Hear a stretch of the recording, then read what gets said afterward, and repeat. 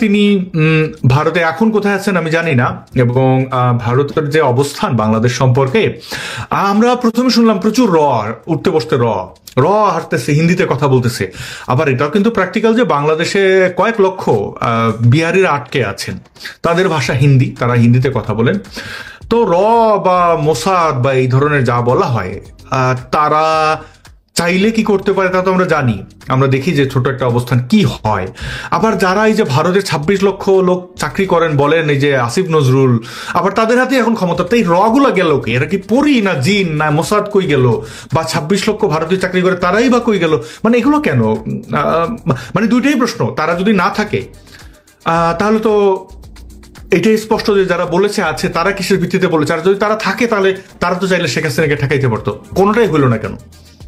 দেখেন, আমি আপনাকে একটা কথা বলি, সেটা হচ্ছে যে প্রথমত 26 লক্ষের ব্যাপারটা যে মিথ্যাচার, সেইটা তো দেখেছেন যে ফান্দে পড়িয়া বগা কান্দে। তাকে যখন জিজ্ঞাসা করা হলো, সে বলে যে আমি পত্রিকা থেকে দেখছি, আমি শিওর ছিলাম না, আমি তো গুনি নেই। তো এই লোকটা এই লোকটা যে একটা মৃত্যু, সে শোনেন, যখন তার এই আসিফ নজরুলের এই মিথ্যাচার, তার এই রং পাল্টানো গিরগিটি, আসাদ ভাই আপনি জানেন না, সে একসময় ঘাতক দলের নির্মূল কমিটির ছিল। জানার ইমাম তাকে অনেক গবেষণার কাগজপত্র দিয়েছে, সেগুলো সে মেরে দিয়ে সে পালিয়ে গেছে।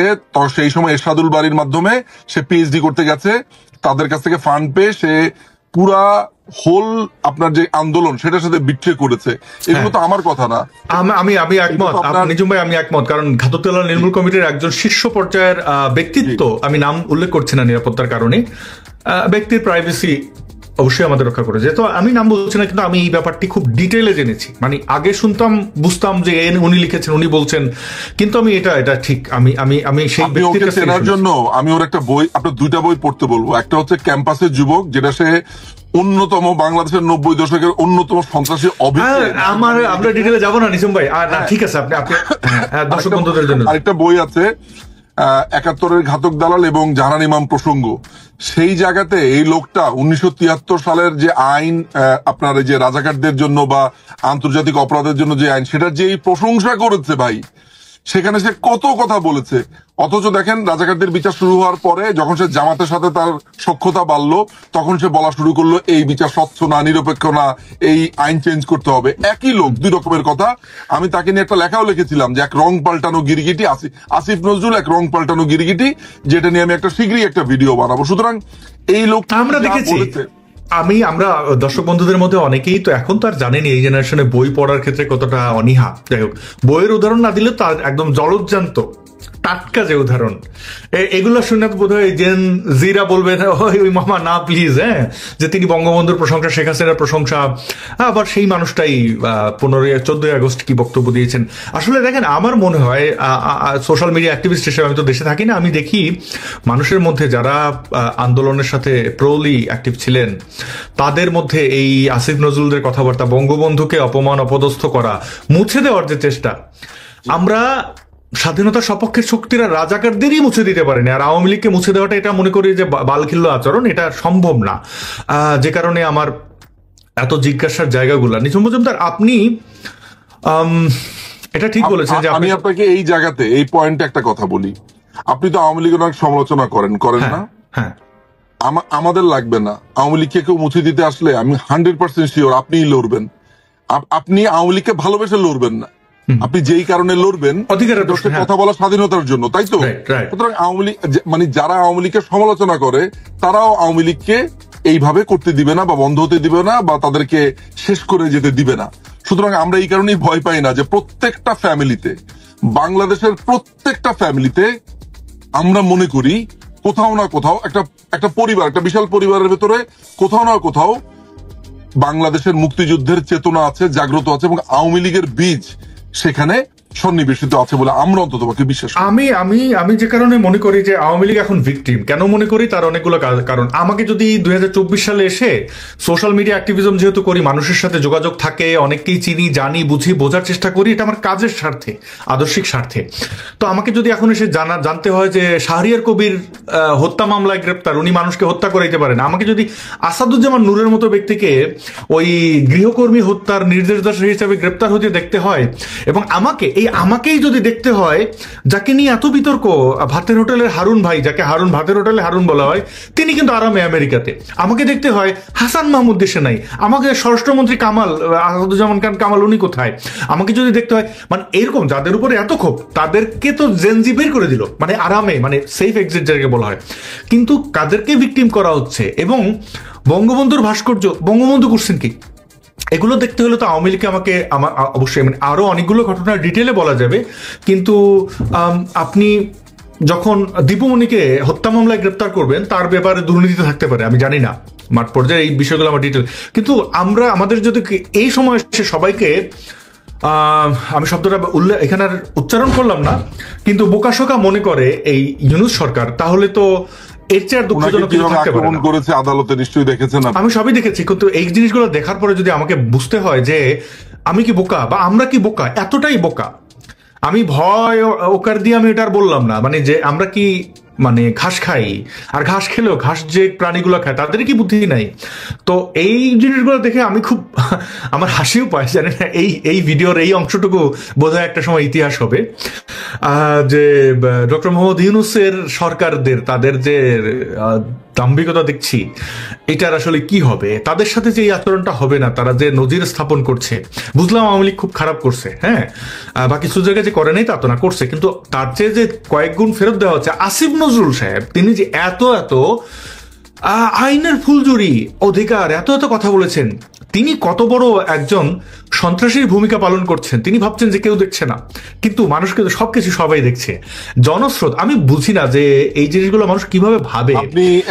চিন্তা করেন, আমরা যদি আমি চাচ্ছি ট্রাইব্যুনালটার কথা একটু ভেবে দেখেন। আমি জানি, এবং রাজাকারের বাচ্চা, মানে আমি এটাকে কখনোই সেন্সর করি না। রাজাকারের বাচ্চাকে রাজাকারের বাচ্চা বলতে আমি দুইবার, তো বলতে কি, আমি রাজাকারদের এদের ব্যাপারে অস্ত্র ধরতে আমি দুইবার ভাববো না, হ্যাঁ, এই জন্য আমি মুক্তিযুদ্ধ করতে রাজি আছি। তো রাজাকারের বাচ্চা, সাইদির বাচ্চা এসে বলতেছে সে মানে এই ট্রাইব্যুনাল নিয়ে কথা বলতেছে, আন্তর্জাতিক অপরাধ আদালত নিয়ে যে এবার খেলা হবে আর কি, তা সে বুঝেছে রাজাকারদের যেভাবে ফাঁসি দেওয়া হয়েছে সেভাবে সে ওইখানে মুক্তিযোদ্ধাদের ফাঁসি দেবে, মানে মনে করে যে বাংলাদেশের মানুষ ধৈঞ্চা। যাই হোক, সেই বিষয়ে যাচ্ছি না।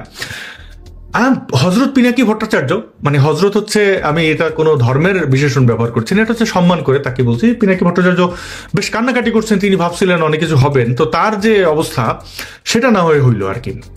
তার তো দুঃখের শেষ নাই, এরকম দুঃখ আমরা অনেকেই করতে দেখি।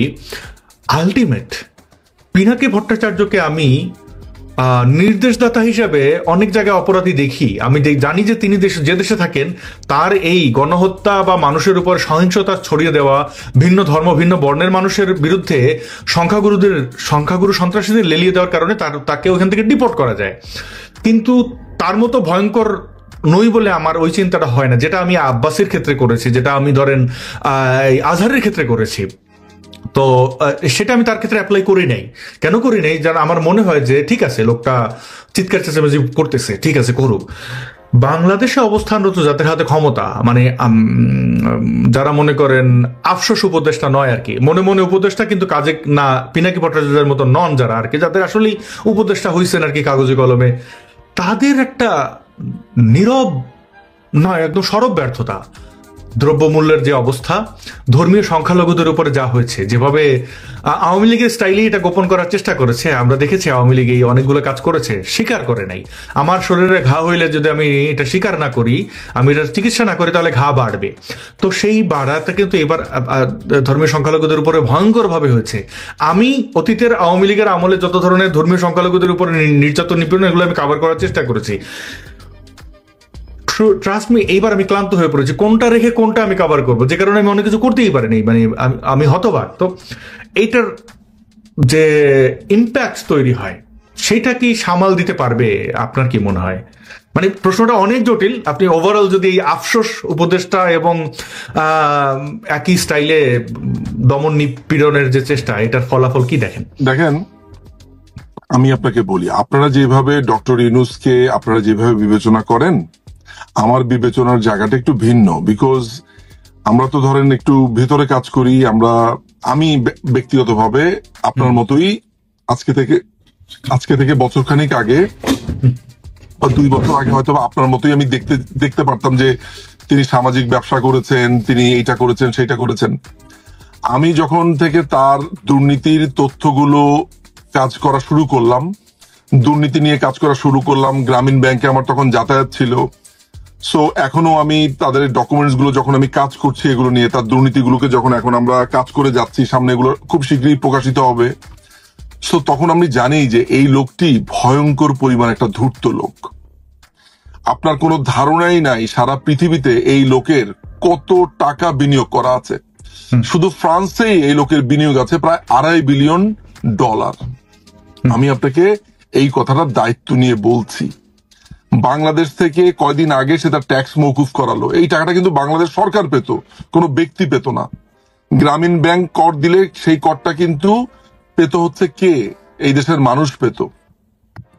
আপনাকে আমি একটা ছোট উদাহরণ দেই, তার দুর্নীতি কোন লেভেলে তিনি দুর্নীতি আছেন। সেদিন মনে হয় বলেছিলাম একটা প্রোগ্রামে যে তিনি, তার ফ্যামিলির একটা প্যাকেজিং কোম্পানি আছে, এই কোম্পানিটাকে সে গ্রামীণ ব্যাংকে নিয়ে এসে গ্রামীণ ব্যাংকের সমস্ত প্যাকেজিং এর কাজ এই কোম্পানিকে দিয়ে দিয়েছে। অথচ গ্রামীণ ব্যাংকের যেই অধ্যাদেশ আছে, যে নীতিমালা আছে, সেইটা অনুযায়ী তার এই কাজ কমপ্লিটলি অবৈধ। তিনি একদম কোনো বৈধ নিয়ম ছাড়া তিনি 9 কোটি টাকা ঋণ দিয়েছেন এই প্যাকেজিং কোম্পানিকে। সেগুলোর ডকুমেন্টস এই মুহূর্তে আমার কাছে আছে।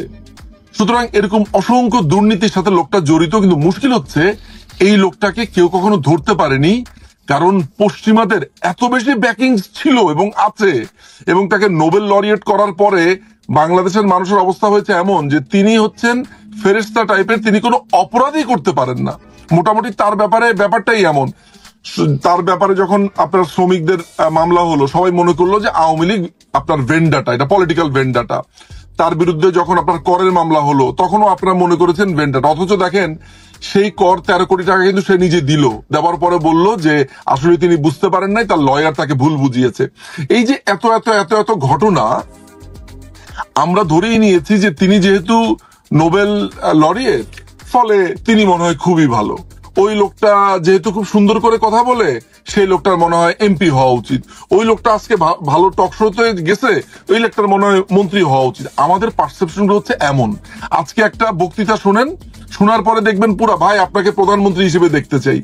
ওই লোকটার ট্রেড সম্পর্কে জানে না, লোকটা রাষ্ট্র চালানোর ক্ষমতা আছে কিনা, তার শিক্ষা কেমন, তার দল আপনার একসাথে কাজ করবার জন্য টিম ওয়ার্কিং এ তার দক্ষতা কেমন, তার স্কিল কেমন, কোন জায়গাতে সে কি পারদর্শী, এগুলো আমরা কিছুই জানি না। ফলে কিছু ব্যবসায়ী এবং কিছু জামাত শিবির এবং কিছু উড়ে আসা জুড়ে বসা সারা জীবন লিল্লা খাওয়া মানে বোঝেন, সেটা হচ্ছে যে পশ্চিমাদের এনজিও খোর যারা আছে, যারা আজীবন আমেরিকা ব্রিটেন থেকে টাকা পেয়ে তাদের জীবন নির্বাহ করেছে, তারা রাষ্ট্র চালাচ্ছে। রাষ্ট্র চালানোর জন্য জনগণের সাথে সংযোগ থাকতে হয়। এদের একটা লোকের সংযোগ আছে, দুটোকে আপনার মাদ্রাসা থেকে এসে বসিয়ে দিয়েছে। এরা কোনো ধরনের রাষ্ট্র জানে না, বাচ্চা নাক টিপ দিলে দুধ বের হয়, এই দুটো উপদেষ্টা এদেরকে দিয়ে দিয়েছে। একটাকে ক্রীড়া এবং যুব, আর একটাকে কি যেন দিয়েছে। এখনো ঠিক মতো আমার মনে হয় যে মানে আমাদের ওই যে নোয়াখালীর ভাষাতে একটা কথা বলে আর কি, ওই যে নাভির কর্ড, এইটাও ঠিক মতো ওদের মনে কাটা হয়েছে কিনা আমি জানি না। এনিওয়ে, সুতরাং এই ধরনের লোকগুলো যখন রাষ্ট্র চালাচ্ছে, দেখতেই পাচ্ছেন কিরকম হজবরল অবস্থা। তারা এই যে ইন্ডেমনিটি তারা দিয়ে দিয়েছে, যারা খুন করেছে তাদের বিচার করা যাবে না, কর মাফ করে দিয়েছে। আপনার দ্রব্যমূল্যের যে প্রাইস হাইক আপনি দেখতে পাচ্ছেন, আপনার যারা সংখ্যালঘু আছে তাদেরকে কিভাবে খুন করেছে, তারপরে আওয়ামী লীগের নেতাকর্মীদেরকে কিভাবে টর্চার করছে, কিভাবে তাদেরকে ধরে নিয়ে যাচ্ছে, কিভাবে তাদেরকে নির্যাতন করছে। পুরো একটা রাহাজানির মতো অবস্থা, পুরো একটা অরাজক পরিস্থিতি। এবং আমি কোয়াইট শিওর যে এদের হায়াত কমে এসেছে। এটা তাদের দাম্ভিকতা দেখে বোঝা যায় যে তলা আসলে শূন্য রয়েছে। আপনি শুনলে অবাক হবেন আসাদ ভাই, একটা মোহাম্মদ ইউনূসের, জি মোহাম্মদ ইউনূস এখন ইউনূস সেন্টারে ইউনূস সেন্টারে তারা কি করে আপনার কোনো ধারণাই নাই। তারা এখন মানে আমি কি বলবো আপনাকে, এটা আসলে বলাটা ঠিক হবে না, এটা না বলি, শুধু এতটুকু জেনে রাখেন, তারা এখন আন্ডারগ্রাউন্ডে যা করছে এটা ভয়ঙ্কর। এটা আওয়ামী লীগকে কিছু বলতে হবে না, অন্যান্য রাজনৈতিক পার্টিগুলোই খেপে যাবে কয়েকদিনের মধ্যে। অপেক্ষা